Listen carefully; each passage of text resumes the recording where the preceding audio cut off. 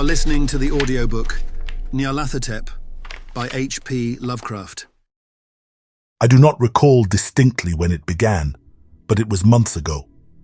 The general tension was horrible. To a season of political and social upheaval was added a strange and brooding apprehension of hideous physical danger, a danger widespread and all-embracing, such a danger as may be imagined only in the most terrible phantasms of the night. I recall that the people went about with pale and worried faces, and whispered warnings and prophecies which no one dared consciously repeat or acknowledge to himself that he had heard.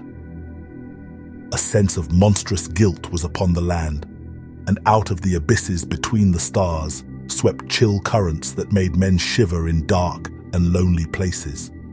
There was a demoniac alteration in the sequence of the seasons. The autumn heat lingered fearsomely, and everyone felt that the world, and perhaps the universe, had passed from the control of known gods or forces to that of gods or forces which were unknown. And it was then that Nyarlathotep came out of Egypt. Who he was, none could tell, but he was of the old native blood and looked like a pharaoh. The fella he knelt when they saw him, yet could not say why.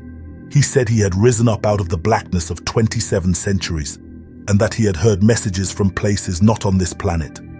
Into the lands of civilization came Nyarlathotep, swarthy, slender and sinister, always buying strange instruments of glass and metal and combining them into instruments yet stranger. He spoke much of the sciences of electricity and psychology, and gave exhibitions of power which sent his spectators away speechless, yet which swelled his fame to exceeding magnitude.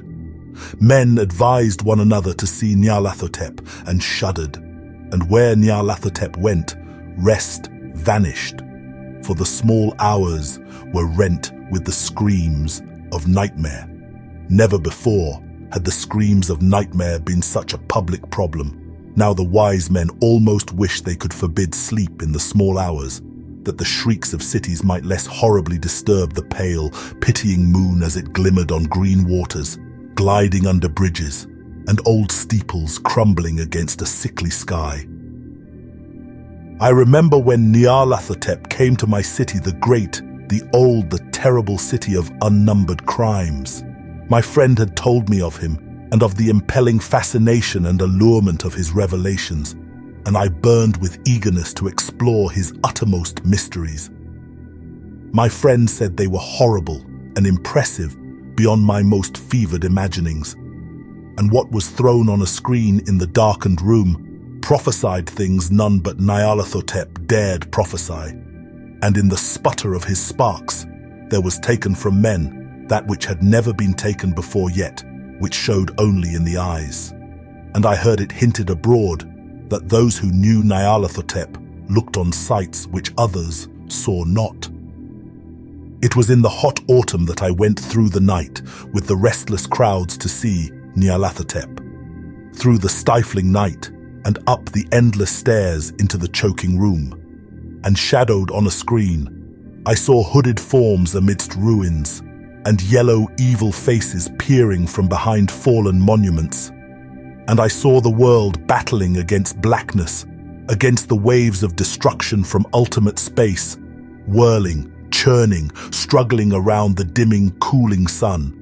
Then the sparks played amazingly around the heads of the spectators, and hair stood up on end, whilst shadows more grotesque than I can tell came out and squatted on the heads.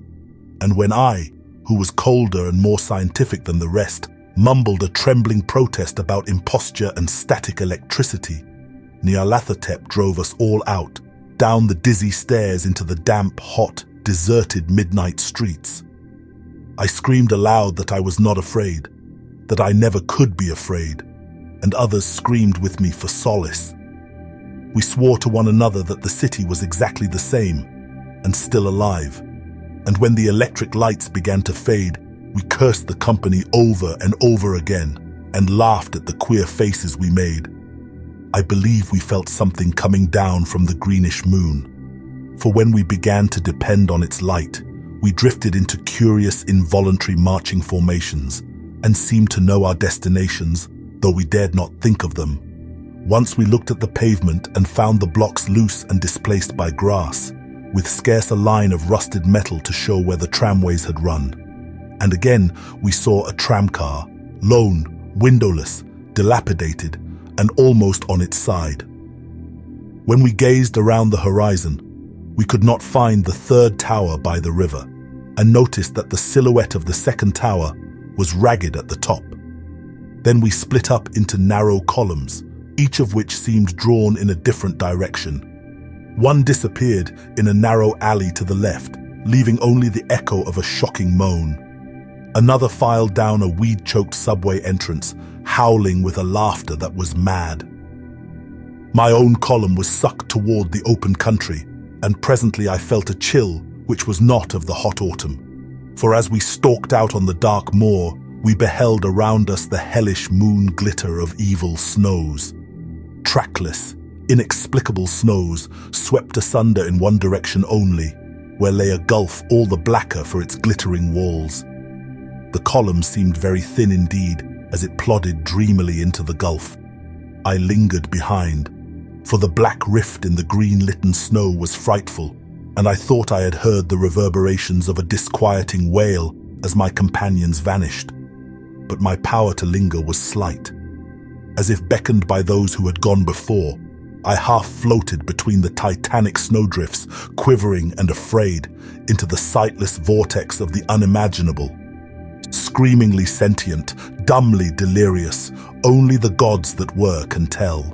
A sickened, sensitive shadow writhing in hands that are not hands, and whirled blindly past ghastly midnights of rotting creation, corpses of dead worlds with sores that were cities, charnel winds that brush the pallid stars and make them flicker low.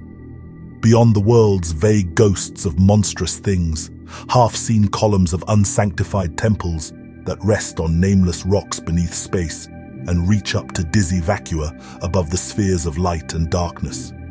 And through this revolting graveyard of the universe, the muffled, maddening beating of drums and thin, monotonous whine of blasphemous flutes from inconceivable, unlighted chambers beyond time, the detestable pounding and piping whereunto dance slowly, awkwardly, and absurdly the gigantic, tenebrous ultimate gods, the blind, voiceless, mindless gargoyles whose soul is Nyarlathotep.